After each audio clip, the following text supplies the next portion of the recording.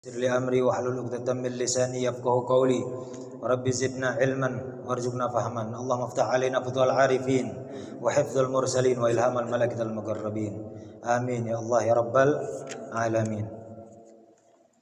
Amma ba'd, yang saya hormati para alim ulama, para habaib dan juga seluruh jamaah majelis taklim yang Allah muliakan. Alhamdulillah kita sama-sama masih dikasih kesehatan, keistiqomahan oleh Allah Subhanahu wa taala sehingga kita dapat berkumpul kembali untuk melanjutkan rutinan melaksanakan majelis taklim yang dimana sudah diwajibkan kepada kita semua untuk mempelajari atau hadir di majelis-majelis taklim. Namun mohon maaf karena ada sedikit hambatan, jadi ada keterlambatan juga untuk hadirnya. Tapi alhamdulillah setelah kita sama-sama bacakan tadi sebelumnya Maulid Simtud Duror, ya, mudah-mudahan Allah limpahkan keberkahannya untuk kita semua dan untuk keluarga kita dan untuk orang-orang yang kita cintai, sehingga Allah berikan kemudahan untuk kita jalani kehidupan ini, sehingga juga Allah berikan kepada kita rahmat dan syafaat dari baginda Rasulullah SAW. Amin ya Allah ya Rabbal Alamin. Seperti biasa, walau sudah panjang waktu kita untuk jumpa, terakhir kita sudah bahas tentang Terakhir kita bahas tentang wudu, bab al-wudu, ya. Kita sudah bahas bab al-wudu, sudah selesai bab wudu kita bahas, di mana Allah Subhanahu wa taala firmankan di dalam Al-Qur'an, ya ayyuhalladzina amanu idza qumtum ila sholati faghsilu wujuhakum wa aydiyakum ila al-marafiq wamsahu bi ru'usikum wa arjulakum ila al-ka'bain. Dikatakan oleh Allah, difirmankan oleh Allah Subhanahu wa taala di dalam Al-Qur'an, apabila kita ingin mengerjakan salat maka berwudulah dengan tata cara, yaitu basuhlah wajahmu, basuhlah juga tanganmu sampai siku, dan juga usaplah kepalamu, dan basuhlah kakimu sampai mata kaki. Di situ di dalam ayat tersebut melahirkan hukum. Berwudu itu ada hukumnya. Apa hukumnya wudu? Hukumnya wudu, asli hukumnya itu adalah sunnah. Jadi kalau dibilang wudu itu apa hukumnya? Wudu itu hukumnya sunnah, ya. Asal daripada hukumnya wudu itu sunnah. Jadi untuk berwudu kapan dianjurkan wudu? Kapanpun. Baik untuk sholat, untuk tajdidul wudu, itu kita dianjurkan wudu di setiap waktu, menjaga kesucian kita. Itu. Yang kedua, hukumnya wajib itu apabila ingin mengerjakan sholat. Jadi wudu itu jadi wajib kalau kita ingin mengerjakan sholat. Waktu sholat sudah masuk, maka kita akan mengerjakan sholat, wajib wudu duluan, ya. Atau kita akan membawa Al-Quran dan lain sebagainya. Hal-hal yang memang sudah diwajibkan untuk dalam kondisi suci, ya, seperti tawaf. Sama seperti kita ingin melakukan sholat. Terus hukum wudu bisa jadi haram. Hukum wudu bisa jadi haram. Bisa hukum wudu bisa jadi haram, ya. Kalau seumpama wudunya itu litala'ub, untuk apa? Wudunya itu hanya untuk main-main. Nah, hukum wudunya itu menjadi haram. Atau ini yang harus kita perhatikan, mungkin kita yang punya istri, wudunya seorang istri ketika dalam haid, jadi dalam haid. Jadi seorang istri, kalau laki-laki kan nggak haid, ya, hanya perempuan saja yang haid. Kalau lagi haid seorang istri atau seorang perempuan, maka haram hukumnya untuk berwudu. Itu hukumnya. Jadi ada 3 hukumnya. Lalu yang terakhir hukumnya apa? Makruh. Hukumnya apa? Hukumnya makruh. Hukum wudu itu makruh apabila ba'dal wudu, ya kan? Wudu lagi, setelah wudu lagi, tanpa melakukan sholat diantaranya. Walaupun sebagian ulama mengatakan ini khilaful aula. Jadi hukum wudu itu ada 4. Ada sunnah, wajib, haram, dan makruh. Kalau asal hukumnya itu sunnah, la ta'tarihil ibahah. Jadi hukum wudu itu tidak akan bisa menjadi mubah, hukum wudu. Kemarin kita sudah bahas dari pertama syarat wudu, rukun-rukun wudu, dan juga kesunahan-kesunahan di dalam wudu, kemakruhan-kemakruhan di dalam wudu. Lalu dikatakan di dalam kitab, qala al-musannifu rahimahullahu taala wa nafa'ana bihi wa bi ulumi fid dharain amin, radhiyallahu taala ankum ila anggal, wa in kana alaihi janabatun min mujama'ah aw khuruji maniyyin binaumin aw ghairihi lazimahu ghuslu jami'i badanihi ma'aniyati raf'il janabah. Urusan wudu kita sudah beres ya. Walaupun kita akan ulas yang terakhir. Yang terakhir dalam rukun-rukun wudu itu apa? Ada at-tartib. As-sadisu at-tartib. Yang keenam yang terakhir dalam rukun-rukun wudu itu tertib. Kita ulas lagi. Kemarin kita sudah bahas. Tertib ini adalah an yaghsilal udwa ya qabla jafaful ula. Jadi definisinya tertib di sini ini kalau dalam bab wudu tertib ini apa namanya? An yaghsila ya kan? Ala hadhil kaifiyah. Jadi hendaklah dia membasuh salah satu di antara keduanya ya setelah urutan yang sudah ditentukan ya kan? Oh itu tadi mualah alafu ya yang tadi Anda sebutin al mualah. Qabla jafafil ula itu. Jadi ada mualah itu sunnah hukumnya kalau di dalam wudu membasuh anggota sebelum keringnya apa? Sebelum keringnya anggota yang sebelumnya. Ala hadhil kaifiyah dengan kaifiyah-kaifiyah yang sudah ditertibkan. Walaupun tertib yang di terakhir ini sebagai rukun di sini bisa hilang apabila kita wudu dalam kondisi apa? Merendamkan seluruh anggota tubuh kita. Seperti contoh apaan?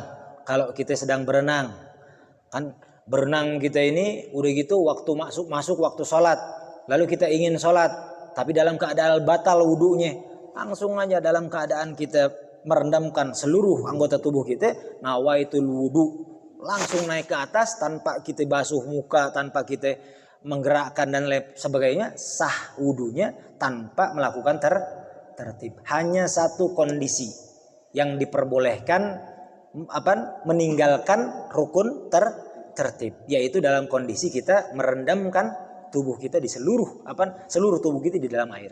Hanya itu saja. Jadi kalau seumpama misalkan ada orang wudu tapi kaki duluan atau tangan duluan, bagaimana? Maka hukum wudunya tidak sah, kecuali pas ketika basuh wajahnya dia baru niat wudu. Jadi kalau baru basuh wajahnya baru niat wudu, maka bisa dikategorikan sah wudunya apabila setelah wajah diulang kembali wudunya secara tertib. Kurang lebih begitu. Jadi kalau ada sesuatu yang ketinggalan dalam basuhan-basuhan kita hanya butuh membasuh mengulangi basuhan tersebut agar sah wudunya. Nah, yang hari ini kita akan bahas adalah bab mandi junub, mandi hadas ya. Kemarin tentang wudu, yang sekarang dikatakan tentang mandi junub. Wa in kana alaihi janabatun, dan apabila dia memiliki junub atau janabah min mujama'atin, entahkah penyebabnya itu karena kita melakukan jima dengan istrinya ya, melakukan apa? Idkhalul hasyafah fil farj. Jima itu begitu. Kalau dibilang seseorang telah melakukan jima, idkhalul hasyafah fil farj. Nah, kita ngomongin idkhalul hasyafah fil farj itu memasukkan kepala hasyafah ya, kemaluan kita, kepalanya kita masukkan di dalam farji.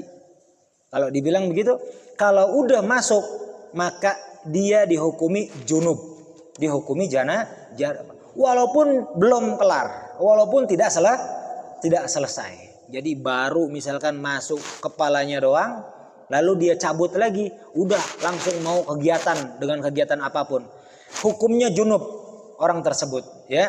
Jadi kalau nanti ingin sholat wajib mandi dulu, tidak bisa hanya wudu. Jelas ya? Nah, bahkan selain wudu ini ada sesuatu yang dianjurkan kalau dia dalam kondisi junub. Ini kalau ngomongin wajib kita akan bahas nanti. Tapi sebelum kewajiban akan dilaksanakan, ada hal yang memang perlu kita perhatikan kalau dalam kondisi junub. Dalam kondisi junub nih biasanya orang mengabaikan perkara-perkara yang dianjurkan. Bahkan kalau ditinggalkan ini makruh hukumnya. Apa? Makan, minum dalam kondisi junub. Kita ada hadasul akbar ya. Kita sudah jima kepada istri. lalu kita pengen makan, pengen minum, itu hukumnya makruh. Atau kita mau langsung tidur. Nah, biasanya kalau habis jima misalkan karena kecapean langsung tidur, hukumnya makruh. Ingat baik-baik. Jadi bagaimana agar hilang kemakruhannya itu minimal apa? Minimal wudu. Habis dia wudu baru boleh makan, baru boleh minum, baru boleh tidur. Makruh hukumnya kalau habis jima, ya. Lalu kita langsung tidur, langsung makan, langsung minum, hal-hal tersebut dimakruhkan. Jelas? Makanya dikatakan kalau seumpama dia punya hadas besar atau dia punya janabah, bagaimana?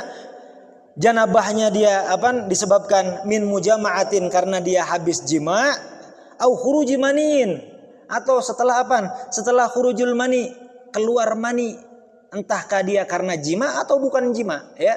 Entah istimna, ya kalau dibilang istimna kan onani, atau mungkin karena ihtilam, karena mimpi. Ya. Ini pun dihukumi janabah, hadasnya hadasul akbar. Nah ini, yang pertama jima. Kalau jadi pertanyaan, apakah jima yang dimaksud hanya kepada perempuan? Tidak. Yang namanya jima itu idkhulul hasyafa fil farji. Yang namanya farji ini apapun jenisnya, yang penting lobang. Mau itu farji, mau itu dubur, mau itu manusia, mau itu hewan, sama hukumnya. Hukumnya dia sudah idkhulul hasyafa fil farj. Misalkan kalau udah punya istri, ya dengan jima namanya, bukan zina. Tapi na'udzubillah, kalau orang-orang yang tidak punya istri dengan zina, sama hukumnya, dia junub juga. Wajib mandi, hukumnya sama. Udah maharam, terus dia melakukan kemakruhan setelahnya, tidak mandi atau tidak dan lain sebagainya, ya. Terus kalau seumpama misalkan kepada bahimah, kepada hewan, sama hukumnya, memasukkan zakarnya dia kepada duburul hayawan, itu sama hukumnya, dia junub juga. Dia wajib mandi. Terus khurujul mani ini kalau ihtilam.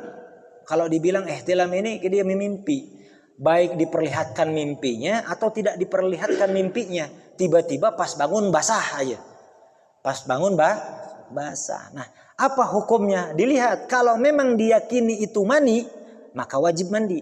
Tapi kalau dia tidak yakin itu mani, maka tidak wajib mandi. Walaupun terlihat banyak ada air kental, ya kan, di celana dalamnya ketika bangun dari tidurnya, ya. Itu kalau dia tidak yakin bahwa itu adalah mani, maka bagaimana? Maka tidak wajib mandi. Tapi kalau udah yakin itu adalah air mani, maka wajib mandi untuk sholat subuhnya, untuk sholat atau untuk kefarduan yang lainnya. Untuk meyakinkan itu mani bagaimana? Untuk meyakinkan itu mani. Untuk meyakinkan itu mani ada tanda-tandanya. Jadi air mani itu ketika kita bangun tidur, tiba-tiba melihat basah di celana dalam. Ini mani atau bukan? Kita lihat ada tanda-tandanya. Kalau memang pertama, kalau dibilang khurujuhu bitadaffuki wal ladzati, ketika keluar dia merasakan lezat atau keenakan ketika keluarnya, atau dengan cara memuncrat, ya kan, keluarnya. Jadi mani itu kalau dibilang bahasa Sunda nanaon itu? Muncrat, bucatnya teh, bucat kitanya teh.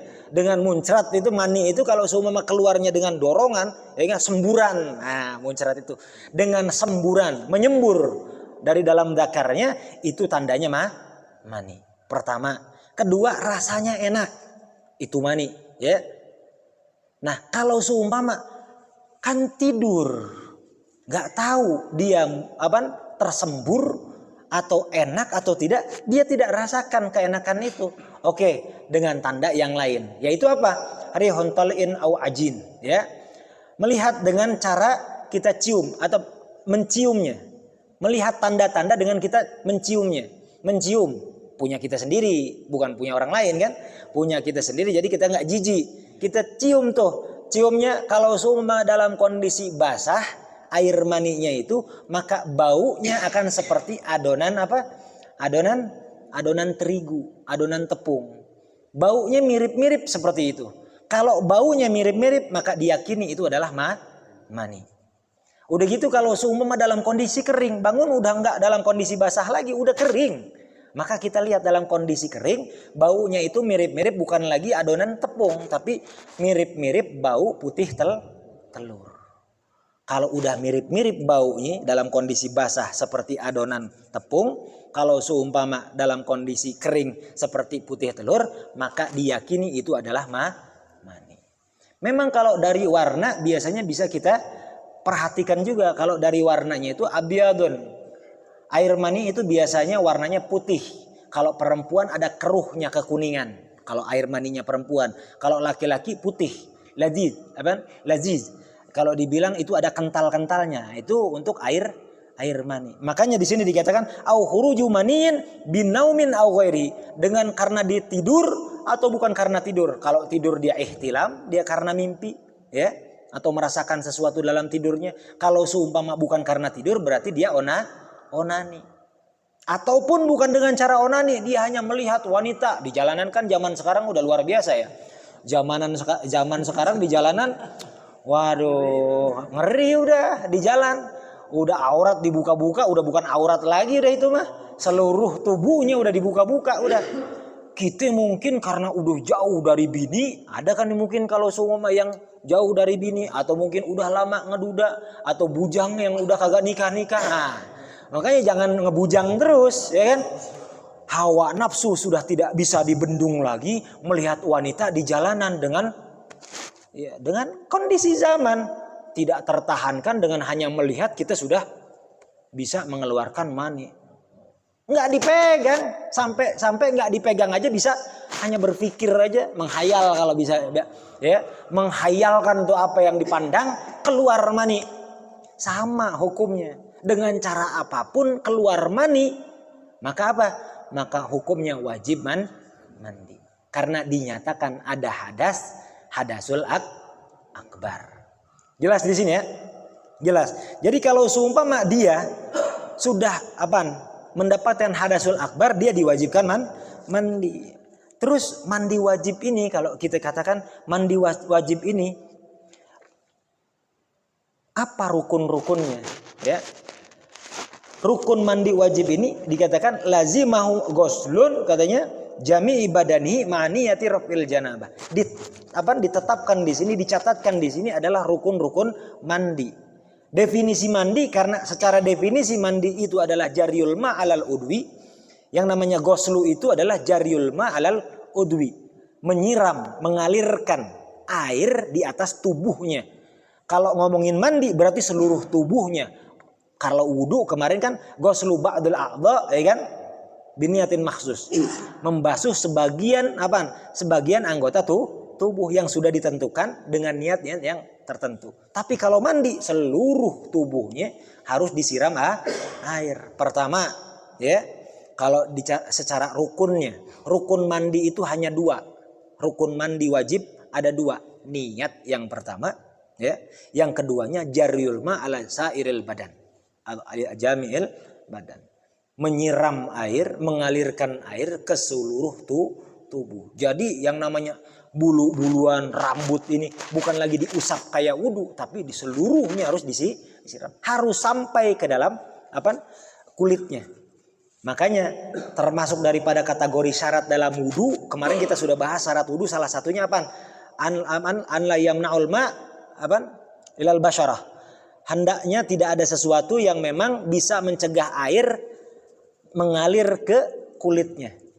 Seperti ada lilin, cat, dan lain sebagainya. Jangan sampai ada tuh di tubuhnya. Karena air tidak masuk, tidak meresap ke kulitnya.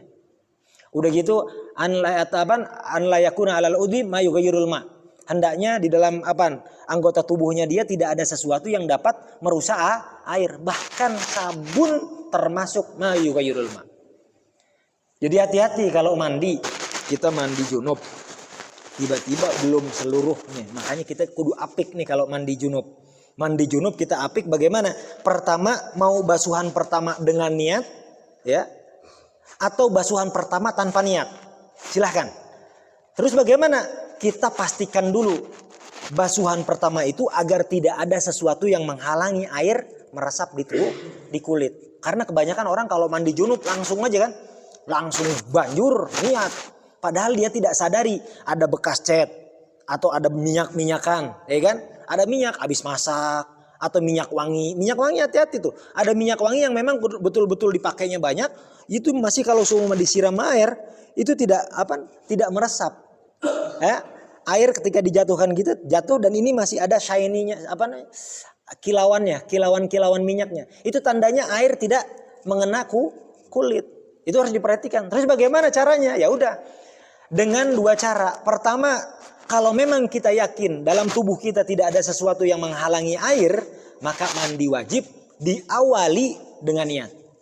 Tapi kalau kita masih ragu ya dengan tubuh kita yang dikemungkinkan ada bekas-bekas sesuatu yang sekiranya misalkan ada debu-debu yang dapat menghalangi ya, debu-debu yang udah terlalu tebal.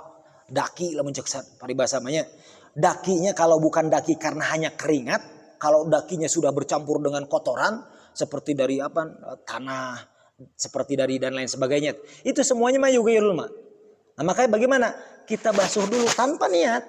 Oh, berarti nanti kehilangan sunnah? Enggak, justru itu wajib. Salah satu syarat itu harus dia menghilangkan dulu segala sesuatu yang memang mencegah air meresap ke kulit. Itu dalam terkategorikan dalam kategori syarat. Jadi sebelum mandi wajib itu pertama kali kita mandi aja dulu. Kalau pengen sabunan aja dulu tanpa niat wajib. Ini kalau air cukup. Ya enggak? Kalau air seumpama lagi nggak cukup di rumah, ya berarti kita lihat anggota-anggota tubuh yang sekiranya ada halangan-halangan. Nah, kita bersihkan dulu semuanya, kaki-kaki apa. Udah yakin seluruhnya, makanya disunahkan sebelum mandi itu wudu. Itu biar kelihatan mana tempat-tempat yang sekiranya menghalangi air. Makanya setelah itu bagaimana? Setelah itu barulah dia mandi dengan niat janabah. Niatnya itu nawaitul ghusli raf'il hadatsil akbar. Atau singkatnya nawaitul ghuslul janabah lillahi ta'ala. Jelas ya? Tapi kalau seumpama di kamar mandi, udah di dalam kamar mandi, lillahi ta'alanya baiknya apa? Di dalam hati. Karena ya secara definisi niat itu justru tempatnya di dalam hati. Nawaitul ghusli raf'il janabah lillahi ta'ala. Jelas ya? Jelas. Jadi kalau dibilang kalau seumpama kita sudah ada junub, nah ini termasuk di antara kategorinya selain daripada junub, kan di sini kalau dibilang ghuslu badanihi ma'niyati raf'il janabah, dia niat itu raf'ul janabah. Kalau bukan karena junub, ya kan, kalau dibilang kalau bukan karena junub tapi hadatsul akbar dengan kategori yang lain apa? Dengan kategori haid untuk para perempuan misalkan, ya. Para perempuan itu karena haid, karena nifas. Bagaimana niatnya? Niatnya pun yang pertama bisa raf'ul janabah, ya. Yang kedua bisa raf'ul hadatsul haid. Jelas? Termasuk perempuan nih niatnya. Jadi ketika perempuan sudah selesai dari haidnya, maka diwajibkan juga untuknya apa? Untuknya untuk mandi wajib. Jelas di sini? Jelas ini untuk mandi wajib. Ada pertanyaan nggak untuk mandi wajib? Ada pertanyaan? Itu tadi saya mendengarkan kamu di itulah ya itu yang buat khususnya perempuan yang rambutnya panjang. Panjang itu misalkan. Iya. Itu ada Ustaz itu mengatakan bahwa rambutnya digulung terus dibagi 3 kali itu sudah cukup. Disiram 3 kali. Iya, karena saking panjangnya. Tidak perlu misalkan nggak tahu saya lupa ada sebut jadi nggak terlalu basah semua mungkin. Itu gimana? Kalau ada seorang perempuan atau bahkan laki-laki rambutnya panjang, ya, rambutnya panjang, maka seluruh tubuhnya baik kulit ataupun rambut itu harus terbasuh sempurna. Jadi tidak setengah-setengah. Terus kalau seumpama misalkan ada anggota tubuh yang misalkan melipat, lipatannya itu betul-betul sampai udah kayak merekat. Paham? Ada anggota tubuh yang sampai ada lipatannya udah ngelipat, udah gitu nempel. Ya, udah kayak nempel. Maka selama dia masih bisa membuka dan membasuh di antara sela-selanya, wajib hukumnya. Tapi kalau seumpama misalkan anggota tubuh yang sudah melekat tadi sulit untuk dipisahkan, kecuali dengan harus dibeset dulu, ya kan? Tersakiti dengan dipaksa lah, kalau dengan cara paksa maka tidak perlu, ya. Bahkan, nah ini ngomongin rambut, ada rambut-rambut yang kalau dibilang rambut anak-anak reggae, tahu kan? Gimbal. Nah, rambut-rambut gimbal itu hukumnya kayak gimana? Atau jangan yang gimbal, yang keriting-keriting Nigeria lah kalau dibilang, ya. Kan keriting-keriting Nigeria itu kalau semua disiram kering loh, asli. Cobain, dia disiram air nggak masuk air, ya. Kelihatan seakan-akan tidak tersiram.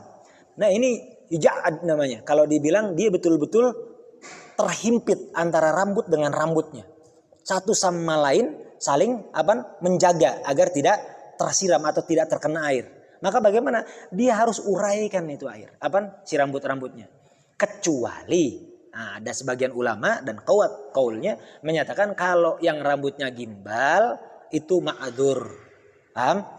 Jadi dia cukup basuh sekiranya. Iya betul. Kalau memang rambutnya dalam kondisi gimbal, itu sekiranya dia pahami, dia yakini bahwa sudah ada meresap air ke dalam lapisan dalamnya.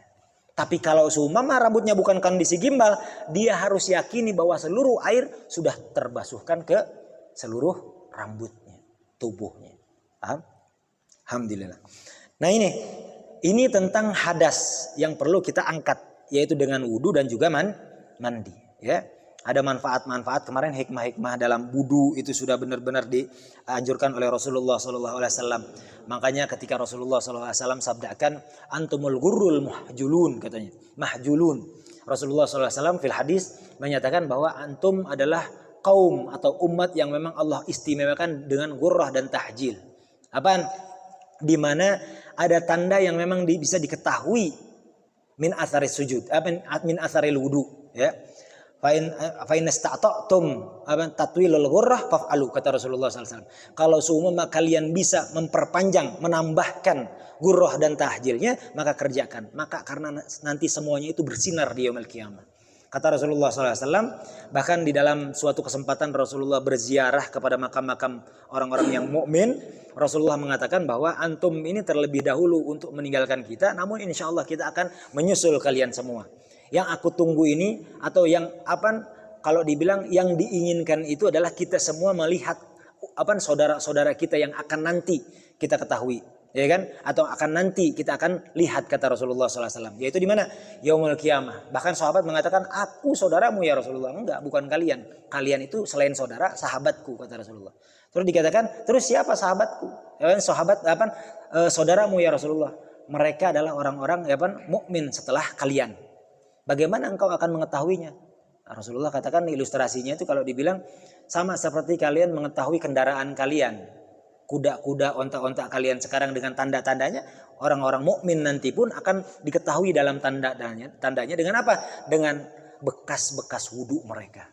Jadi orang-orang yang kalau dengan banyaknya dia berwudu, ya kan, menjaga kesuciannya, itu nanti yaumul qiyamah semua bersinar terang, ya.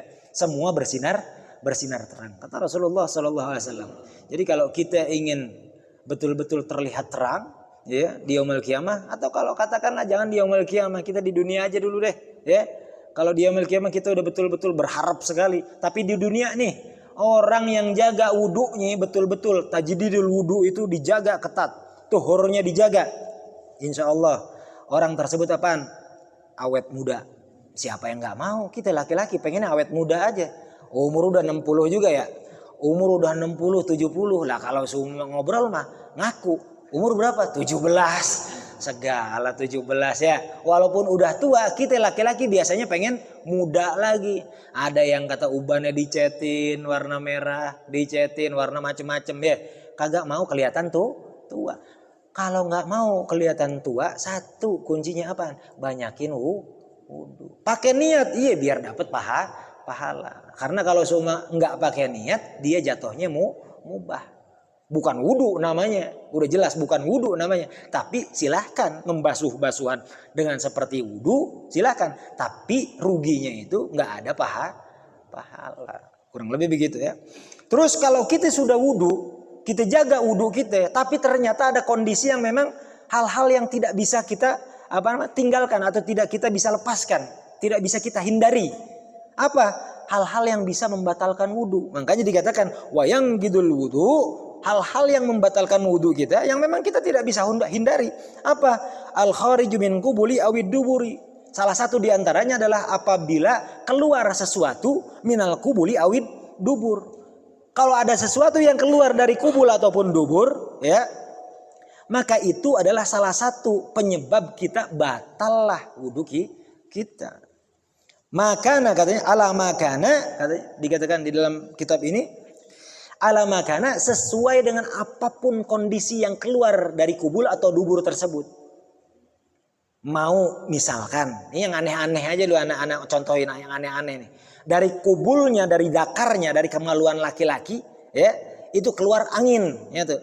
Kentut tapi dari dakar. Ya enggak? Kalau laki-laki mah kan mustahil ya. Sekira-kiranya kalau laki-laki nggak pernah kentut dari apa? Dari kubulnya atau dari dakarnya. Kalau perempuan bisa terjadi. Kalau perempuan tiba-tiba kentut tapi dari farjinya bisa jadi karena angin yang terjebak di dalam setelah jima, ya kan? Walaupun sudah dibersihkan, setelah itu ternyata pas pengen sholat lagi duduk keluar, enggak angin, enggak keluar angin dari kubulnya. Bagaimana hukumnya? Batal wudhunya, wudhu lagi. Kalau keluaran cairan mah udah jelas. Bahkan keluar batu ada penyakit kencing batu, batal. Mau keluar berlian lagi tuh dari dakarnya, ya. Batal wudhunya. Dari dubur pun sama, ya. Dari dubur pun sama. Mau itu keluar kayu atau bahkan yang makan kangkung malamnya, ya kan? Pas subuhnya misalkan dia keluar kangkung, keluar lagi misalkan dalam kondisi kangkung, ya enggak? Bukan kotoran. Batal wudhunya. Apapun kondisi keluar dari kubul dan dubur, batal wudhu. Jelas? Mau itu angin, mau itu batu, mau itu kotoran, apapun kondisinya batal wudhunya. Jelas? Wayang kudul wudhu aidan zawalul akli, dan akan membatalkan wudhu seseorang kalau dia sudah wudhu, batal wudhunya kalau zawalul akli, kalau dia kehilangan akal. Kehilangan akal itu dengan berbagai macam contohnya atau dengan berbagai macam penyebabnya.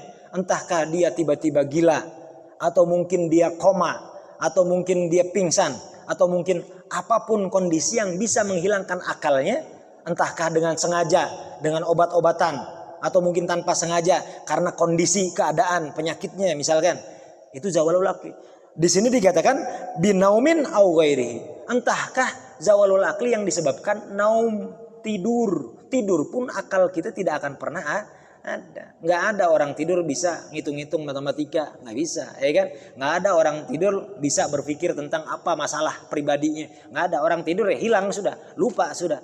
Dalam kondisi tidur dikatakan zawalul akli. Batal wudunya ya batal, walaupun sebentar tidurnya. Namun kita perlu membedakan antara tidur dan ngantuk. Kalau tidur itu apa? Bihaitsu la yasma'a syai'an, ya. Istirhaul badan definisinya tidur tuh. Istirhaul badan bihaitsu la yasma'u syai'an. Menenangkan diri dan tubuhnya, ya kan? Mengkondisikan, menenangkan kondisi tubuhnya, ya kan? Dengan sekiranya dia tidak lagi mendengar segala sesuatu yang didengar dengan telinganya. Jadi yang namanya tidur itu nggak bisa dengar apa-apa. Terus kalau semua masih ngedengar bagaimana? Itu namanya ngantuk. Jadi kalau yang namanya ngantuk itu kelihatannya mata merem, ya, kelihatan mata merem, pengen tidur, tapi ini nggak tahu karena ribut lah atau karena apa. Ada orang yang ngomong apa aja, ya, masih kedengeran. Itu namanya bukan tidur tapi ngantuk. Batal nggak kalau ngantuk? Nggak batal. Ya kan biasa, ya kan? Biasa nih kalau seumpama lagi ngaji biasanya. Ada yang paling belakang biasanya tidur, gitu. Begini dalam kondisi duduk. Tapi nggak dengerin. Nah, itu bukan tidur namanya, ya. Jadi jangan suudon sama yang merem, ya kan, lagi duduk di pojokan. Jangan, ya kan. Itu lagi ngedengerin. Batal nggak wudunya? Nggak batal kalau kayak begitu ya, karena cuma ngantuk. Lagian kalau semua dalam kondisi duduk kan nggak batal, betul, karena dikatakan di sini zawalul akli binaumin au ghairihi, hilangnya akal dengan tidur ataupun dengan sebab apapun, kalau hilang akalnya itu bisa membatalkan wudu, illa kecuali naumu mumakkinin. Betul. Kecuali memang kalau tidurnya itu dalam kondisi duduk. Katanya mumakkinin maq'adatahu minal ardi, dari tempat duduknya. Dengan persyaratan yang berlaku. Tapi pertama illa naumun, kecuali dalam kondisi tidur. Yang duduk itu tidur. Bukan kalau semua lagi duduk tiba-tiba terserang penyakit gila. Kalau lagi duduk terserang penyakit gila atau lagi duduk tiba-tiba pingsan, ya kan? Kan biasanya kalau semua orang sebelum kesurupan kan pingsan dulu, ya kan, ada kayak gitu kan, ada orang kesurupan. Nah termasuk zawalul akli apa bukan? Termasuk zawalul akli, orang-orang yang kesurupan. Kalau nyata kesurupannya ya, kalau betul kesurupan yang nyata, ini sebelum kesurupan biasanya hilang akal, tapi kan kondisinya duduk, saing, kan itu. Bagaimana? Batal nggak wudunya? Batal, karena dia bukan dalam kondisi tidur, ya, dia hanya kesurupan, hilang akalnya karena mugma alaih, ya. Karena di sini yang dikecualikan hanya dalam kondisi duduk itu orang yang tidur aja. Orang tidur iya dikecualikan, boleh tidur dalam kondisi duduk, wudunya tidak batal. Itu pun ada syaratnya apa? Duduknya mumakkin maq'adatahu minal ardi. Apa? Duduknya itu harus mantap. Mantap duduknya itu di atas tempat duduknya dia. Dalam kondisi bersila atau dalam kondisi di kursi, ya, dalam kondisi bersila atau dalam kondisi di kursi. Namun dengan persyaratan an yakuna mu'tadilal hilqah, kondisi orang tersebut bobot tubuhnya itu dalam kondisi normal, teu gendut-gendut teuing, teu kurus-kurus teuing. Kalau seumpama yang terlalu gemuk, ya kan, maka apaan? Halqatid duburihi la yan farij, layan aged. Kalau dibilang kalau seumpama terlalu gendut, itu yang namanya duburnya dia tidak tertekan, ya, karena ketika duduk lebar dia, ya, tidak ada tekanan untuk duburnya dia, maka tidak sah. Apa dikatakan pengecualian ini? Terus kalau semua orang gemuk banget kalau tidur duduk bagaimana? Batal. Jelas? Atau mungkin terlalu kurus. Aduh, awak nges tulang hungkul, ya. Pantat kagak ada daging-daging atau lemak-lemaknya pisan. Duduk itu langsung ke tulang, tok, ya kan? Langsung ke tulang. Bagaimana hukumnya kalau dia ternyata tidur dalam kondisi duduk? Batal.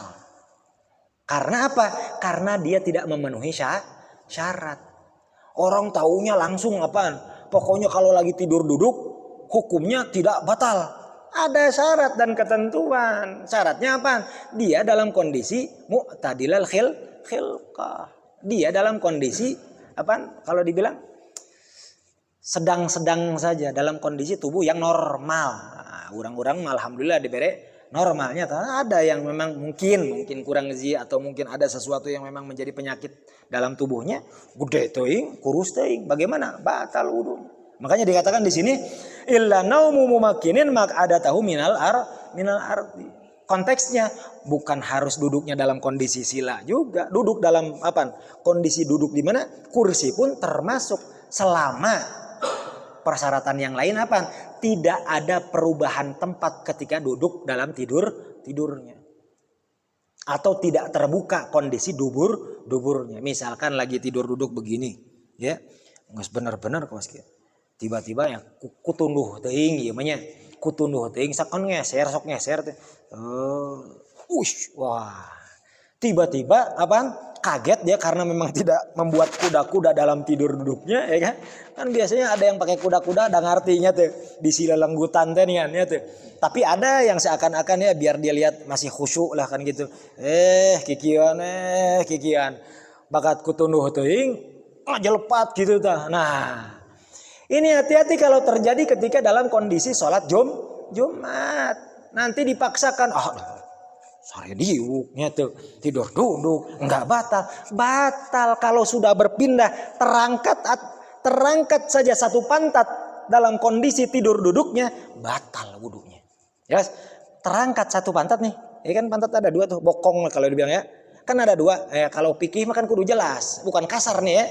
Aku fikih kudu jelas. Kalau semua nggak jelas nih nanti disalahpahami nanti. Jadi kalau terangkat salah satu pantatnya ketika dalam kondisi tidur, duduk, maka dinyatakan batal wudunya. Jelas? Ini hati-hati. Makanya kalau seumpama lagi Jumatan, pengajian, pengen tidur, nah, pasang kuda-kuda dah. Sekira-kiranya ente nggak bakalan kemana-mana tuh. Duduknya benar-benar mantep. Tep. Di depan kayak kudang-kudanya, ya. Di samping kayak kuda-kudanya. Pokoknya kira-kira nggak rubah tuh tempat. Ya. Terus syaratnya lain apa? Syaratnya kalaupun memang duduknya itu dinyatakan tidak batal wudunya, kalau nggak ada yang memberitahukan bahwa engkau batal secara hakikat. Dalam kondisi apa? Terdengar keluar angin, kentut. Terdengar kentut dalam kondisi tidur. Lagi tidur pas Jumatan teh. Tiba-tiba bangun dah komatenya. Pas bangun ngerasa mah ada tidur duduk, ya. Kata di pengajian juga kan kalau tidurnya duduk kan nggak batal wudunya. Tiba-tiba yang di belakang nepok. Kang, tadi hitut. Aduh, pannya di bejaanku batur hitut. Daek ya. Mau tidak mau dia keluar dari barisan softnya untuk apa? Untuk wudu kembali. Kenapa? Karena diyakini bahwa dia mendengar jelas bahwa engkau tidur walaupun dalam kondisi duduk, engkau kentut atau melakukan hal yang membatalkan wudunya bukan karena tidurnya, tapi dengan kentutnya. Jelas ya? Jadi jangan mana senyawanannya tentu orang pada sore. Jangan, nggak boleh. Karena kalau udah ada yang ngasih tahu itu tandanya batal. Siapapun dipercaya atau tidak dipercaya, ya dipercaya ataupun tidak dipercaya. Kalau dia bilang ente misalkan batal tadi kentut, wajib deh, wajib untuk wudu lagi. Jelas di sini? Selain daripada itu, wayang kidul wudu katanya masuku bulil adami au duburi minhu au min ghairihi. Yang ketiga yang membatalkan wudu itu adalah masuku bulil adami, mengusap, meraba, masul gitu. Meraba kubulil adami, kelaminnya manusia, au duburihi, atau duburnya, ya. Kalau dibilang duburihi yang dimaksud halqati duburihi. Jadi nggak semua bokongnya, tapi halqati dubur, ya. Au min ghairihi, baik dirinya, minhu au min ghairihi, baik punya sendiri atau punya orang lain. Bi batinir rahati wa butunil asabi, ya, dengan batinil rahati wa butunil asabi. Batinir raha ini bagaimana? Batinir raha ini nih, batinir raha. Ini raha, telapak tangan. Ini telapak tangan dan anggota jari jemari yang bagian dalam. Wa butunil asabi. Jadi dengan sekiranya kalau seumpama antara telapak tangan itu diletakkan keduanya bersamaan dengan ma'at tahamulil yasir, dengan sedikit tekanan. Seluruh bagian dalam yang tidak terlihat itulah yang bisa berdampak membatalkan wudu. Selama sesuatu yang itu terlihat setelah kita tekan ini, maka tidak batal wudu. Jadi kalau seumpama tersentuh, ya, misalkan batang dakar kita tersentuh nih untuk bagian sampingnya nih, dipegangin dari samping, lagi kencing dipegangin di samping, berarti batal nggak? Batal. Iya nggak ulang iya nyata. Tidak fokus batal. Batalnya kunawan kencingnya. Bukan kencing, dicabak hungkul mah henteu batal. Lamun dicabak hungkul henteu batal. Ku sabab naon? Bukan batnir raha au butunil asabi. Karena butunil asabi ini di sini, batnir raha di sini. Kalau untuk dipegang samping-sampingnya atau bahkan di belakangnya. Misalkan abis mandi, biasanya begitu kan? Habis mandi karena belum mandukan, habis kita buka tuh celana yang dibasahin atau sarung habis dimandiin, ya kan? Kan mandi sama mandi itu kita pakai celana atau pakai sarung tuh. Ya untuk hijab ketika kita mandi, kita buka beres. Sebelum andukan katowel, ya tuh. Terkenalah dakar kita ini kelamin kita ini dengan tangan kita sendiri. Tapi rarasaan kenanya ini hanya oleh punggungnya saja. Batal atau tidak? Tidak batal. Nggak perlulah ragu. Tapi kalau kenanya oleh telapak tangannya, maka yakini dia batal wudu. Jelas ya? Jelas. Mana tadi? Dikatakan kubulil adami au duburihi, dan ini khusus untuk adami. Jadi kalau seumpama ayam, hewan lain yang biasa dipegang kan, untuk orang-orang yang miara ayam kan biasanya ngecek telur kan dipegangin tuh duburnya. Batal nggak wudunya? Nggak batal. Walaupun cuma najis saja, ya. Terus tadi dikatakan kalau seumpama dia megang, tapi yang dipegang kubul atau duburnya jin, misalkan. Nggak pernah atau henteunya tuh. Batal atau tidak? Tidak batal. Ini hanya khusus adami. Walaupun ada ikhtilaf para ulama tentang kubul dan duburnya jin, itu ada ikhtilaf antara ulama. Minhu au min ghairi, baik punya dirinya sendiri atau orang lain. Nah ini perhatiin, kita yang punya anak-anak kecil. Kita punya anak-anak kecil nih, bayi misalkan. Kita punya bayi pengen sholat. Kita digendong dulu, nggak pakai celana, kita pegangin, ya kan? Terus langsung sholat. Bagaimana? Sah nggak? Wudunya? Nggak sah wudunya. Kenapa? Karena dia telah meraba atau kelamin, baik kelamin dirinya atau kelamin orang lain. Batal ya dengan meraba kelamin orang. Walaupun laki-laki, ya. Ini anak-anak laki-laki kita pegang, batal wudunya. Karena dikatakan masuk kubulil adami au dubri minhu au ghairi dibatin ra'u butunil asabi. Kabiran au saghiran. Baik itu orang dewasa atau anak kecil. Orang dewasa yang dikatakan kabir ini orang udah dewasa atau anak kecil, ya. Walau waladahu, walaupun anaknya sendiri.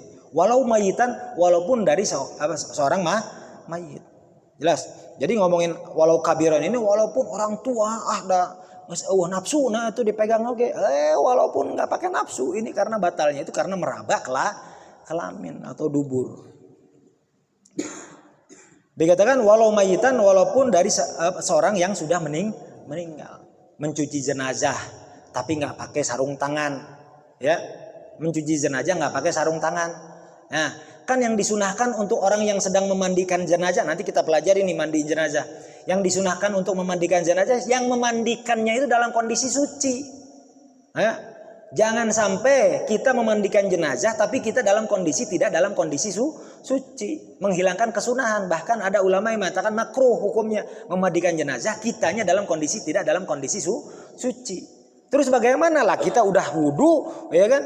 Tiba-tiba pas mandiin kan kita nggak gosok seluruhnya, kan kepegang. Makanya untuk sekarang alhamdulillah ada sarung tangan, pakai sarung tangan, gosoknya tuh pakai sarung tangan biar dia nggak batal sucinya.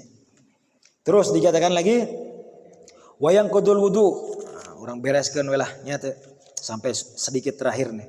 Wayang kudul wudu katanya, dan juga membatalkan wudu, yang dapat membatalkan wudunya iltika ubasyaratai rajulin wa imra'atin. Bersentuhan antara kulit laki-laki dan perempuan, kabiraini ajnabiyaini. Kulit-kulit orang yang sudah dewasa. Laki-laki dan perempuan yang dimaksud adalah laki-laki dan perempuan yang sudah dewasa. Ajnabiyain, dan keduanya tidak ada hubungan darah, tidak ada hubungan mahramiyah. Batal tuh wudunya bila hailin, kalau tanpa penghalang. Kita kupas satu persatu. Iltiqa'u itu bersentuhan, ya. Iltiqa itu yang dimaksudkan pertemuan, perjumpaan. Yang maksud berjumpa ini bersentuhan antara antara mana tadi? Basyaratai, dua kulit, ya. Basyarat ar-rajul wal mar'ah, laki-laki dan perempuan. Di sini kita ketahui iltiqa'u harus ada sentuhan. Kalau tanpa sentuhan, ya kan, maka dikatakan tidak batal. Hanya berdekatan tapi tanpa sentuhan. Tapi di sini yang dimaksud sentuhan disengaja ataupun tidak disengaja. Bedanya al-lamis wal malmus, ya kan? Al-lams wal mas, ya kan? Bedanya tadi meraba dengan bersentuhan itu bedanya apa? Kalau yang pertama harus dengan kondisi apa? Disengaja. Kalau yang kedua tanpa sengaja. Jelas sama-sama batal. Kalau dibilang alam iltiko ini basyarata ini, kalau dibilang apa? Dia kulit apapun, bukan hanya kulit zakar atau kubul atau dubur. Semua kulit kecuali ya, keluar daripada kulit itu kecuali apa? Gigi, rambut dan kuku. Kalau sentuhan ya selain kulit yang dimaksudkan adalah kuku, rambut dan gigi tersentuh, baik salah satunya gigi atau kedua-duanya gigi atau kuku yang tadi 3 kategori tersebut, atau rambut. Misal kepada istri kita, misalkan setelah wudhu kita pegangin rambutnya, atau misalkan nolong dikuncirin, ya kan? Kita pegangin rambut istri kita, batal nggak wudhunya? Nggak batal. Terpegang kukunya, erek ngajak tapi dicabak tak kukuna, ada kukuna paranjang, nah perempuan biasa paranjang tuh, cabak kukunya, batal apa enggak? Enggak batal. Atau bersentuhan antara kuku dengan kuku, udah jelas, ya kan? Kulit dengan kuku, kulit dengan rambut, kulit dengan gigi, ya tuh. Erek ngomong cicing, ya tuh, huntuna, ya tuh. Huntuna di kita dari stop, cicing, asal tong balem we, lamun balem batal, aku sabab naon, kenapan bibirna ka kulit, nah ya tuh batal. Tapi kalau di giginya doang cicing gitu nya tuh nggak batal wudhunya. Jelas? Jadi yang dikecualikan kulit itu adalah gigi, kuku dan rambut. Kalau tersentuh, disentuh bahkan tidak batal wudhunya. Jelas? Jelas ya? Rajulin wa mra'atin, laki-laki dan perempuan harus 2 kondisi yang berbeda, jenis yang berbeda. Kalau yang pertama itu jenis yang sama pun batal. Masul kubul wa dubur, itu baik laki-laki ke laki-laki, bahkan dirinya sendiri kan batal. Tapi kalau ini harus 2 jenis yang berbeda, yaitu laki-laki dan perempuan. Kalau laki-laki ke laki-laki ya nggak batal. Pegangan laki-laki ke laki-laki nggak batal. Ini hanya khusus ke laki-laki ke perempuan. Ghairu mahramiyah, ya kan? Tidak ada ikatan mahram. Termasuk yang tidak ada ikatan mahram itu adalah istri sendiri. Nah, ini banyak yang salah ternyata. Banyak yang salah memahami bahwa istri kalau semua udah dinikahi ya nggak batal, kalau semua udah bersentuhan, ya nggak batal, karena istri itu bukan mahram kita. Makanya itu istri itu halal buat kita, bukan mahram. Mahram ini yang haram untuk dinikah. Kalau istri kan nggak haram dinikah, makanya kita nikahin. Nah coba kalau haram dinikah, ngapain dinikahin? Ini itu jelas. Maka batal juga wudhunya. Kabira ini dikatakan yang sudah dewasa. Ukuran dewasa ini bagaimana? Ulama-ulama merumuskan qad balagha haddis syahwah. Yang sudah yang dikategorikan kabira ini qad balagha haddis syahwah, yang sudah menginjak batasan syahwat. Yang menginjak batasan syahwat, kabir yang dimaksud bagaimana? Kalau laki-laki intisyaruz zakar. Kalau kita ngelihat anak laki-laki yang sudah bisa tegang zakarnya, itu tandanya sudah punya syahwat.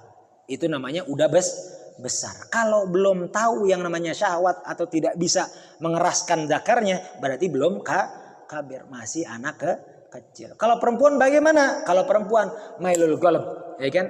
Adanya kecenderungan hatinya, ada rasa. Atau diperumpamakan dengan kerasnya sadi, kerasnya payudara.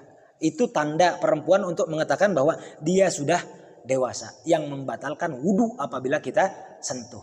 Jadi kalau udah ketahuan ada anak-anak yang sudah sekiranya ada kabir, sudah besar, sudah dewasa, sudah terlihat laki-laki, iya bang guys, dewasa ya. Nah, kabir yang dimaksud, jadi tidak menunggu balik ya, tidak menunggu balik dewasa, balik itu tidak menunggu itu.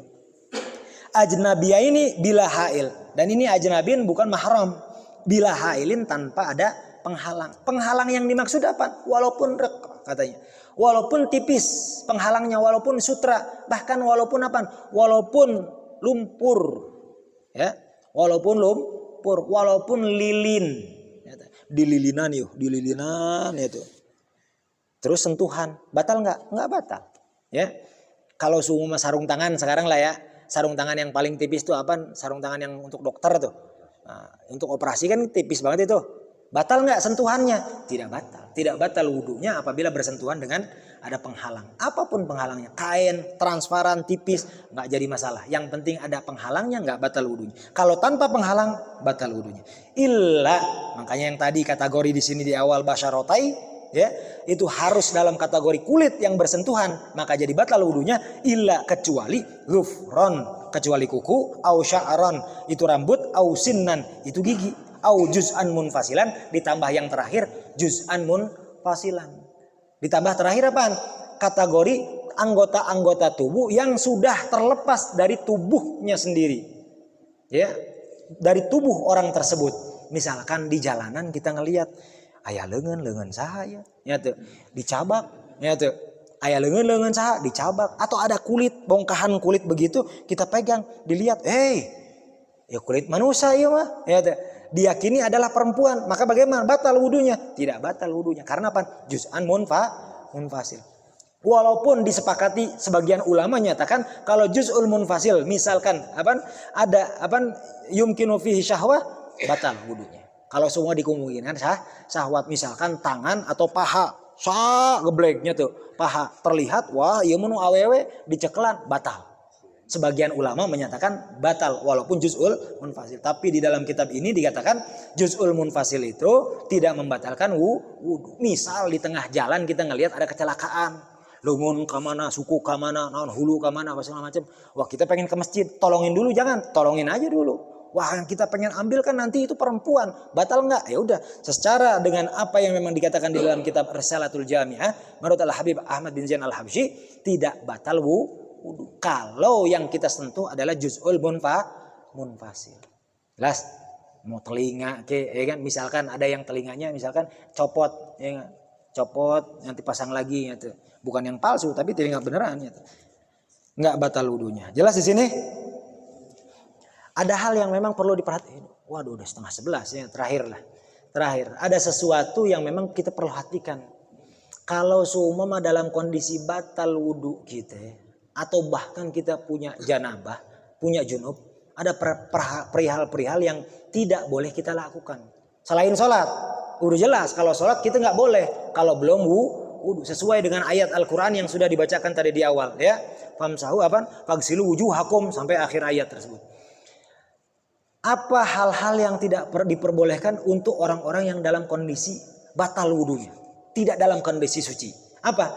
Membawa Al-Quran, ya. Membawa Al-Quran itu kita bawa-bawa Al-Quran, tapi tidak dalam keadaan suci, haram hukumnya. Paham?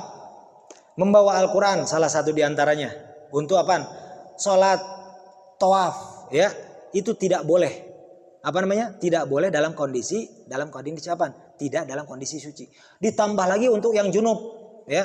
Yang junub bahkan membacanya aja nggak boleh. Untuk perempuan pun yang dalam kondisi haid, membacanya pun nggak boleh. Ada yang dikecualikan untuk orang-orang yang memang sedang taklim, sedang belajar, ya. Bahkan para ulama mengatakan kalau lagi nguatin hafalan boleh juga, walaupun yang mu'tamad tidak boleh kalau untuk hafalan. Tapi kalau untuk belajar diperbolehkan. Jelas. Ada beberapa hal yang memang perlu diperhatikan. Nanti insya Allah di minggu yang akan datang kita akan bahas kembali. Wallahu a'lam bishawab. Fahimtum? Insyaallah Al-Fagir sengaja agak dipercepat Ustaz, ya. Agak dipercepat biar banyak ini, biar selesai cepat. Ya enggak? Biar selesai cepat sampai kita ketemu di bab tasawufnya nanti. Di ujung-ujung tasawufnya kita akan bahas, lalu insyaallah kita akan menambah kitab yang lain, ya. Tapi mudah-mudahan apa yang kita dapatkan di pengajian duduk kita sama-sama ini menjadi manfaat dunia akhirat. Dan juga kita memohon kepada Allah Subhanahu wa taala duduknya kita di majelis taklim seperti ini, Allah berikan pahalanya untuk orang tua kita khususnya, untuk guru-guru kita, untuk orang-orang yang kita cintai, ya, dan juga mudah-mudahan kita menjadi orang-orang yang digolongkan menjadi ahlil jannah, ya. Amin ya Allah. Lebih sempurna lagi kita baca doa khatmul majelis sama-sama. A'udzubillahi minasyaitonirrajim. Bismillahirrahmanirrahim. Rabbana anfa'na bima 'allamtana, Rabbi 'allimna alladhi yanfa'una Rabbi faqihna wa faqih ahlana wa qarabatin lana fi dinina ma ahlil qudri unsa wa dhakar Rabbi waffiqna wa waffiqhum lima tartadi qawlan wa fi'lan karama warzuqi kulla halalan daima wa akhilla azkiya ulama nahda bil khairi wa nuqda kulla syarr ربنا واصلح لنا كل شؤون وأقر بالرضا منك العيون واقض عنا ربنا كل الديون قبل أن تأتينا رسل المنون واغفر واستر أنت أكرم من ستر وصلاة الله تغشى المصطفى من إلى الحق دعانا والوفاء بكتاب فيه للناس الشفاء وعلى الآل كراما شرفا وعلى الصحب مصابيح الغرر اللهم اهدنا بهداك واجعلنا ممن يسارع في رضاك ولا تولنا وليا سواك ولا تجعلنا ممن خالف أمرك وعصاك حسبنا الله ونعم الوكيل نعم المولى ونعم النصير ولا حول ولا قوة إلا بالله العلي العظيم سر الفاتحة.